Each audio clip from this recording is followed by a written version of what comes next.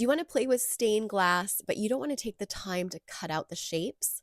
I'm Gina with WTI, and I really enjoy doing projects with stained glass. And that's one reason I got these pre-cut flower pieces from LITMIND.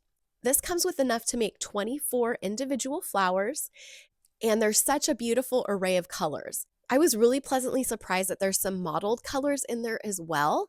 Just check out the striations and beautiful color swirls on these tiles. Because these are pre-cut, it saved me so much time. I was able to knock out these plant stakes to give as gifts in so little time. In order for the copper foil to really stick to the edges before you start soldering, I would recommend either doing a glass file over the edges or using your glass grinder, and then they will stick better.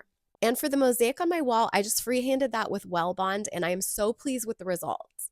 So if you're a crafty person and you want a little bit of a shortcut, reach for these glass pieces from LITMIND. You are not going to be disappointed, and that's my point of view.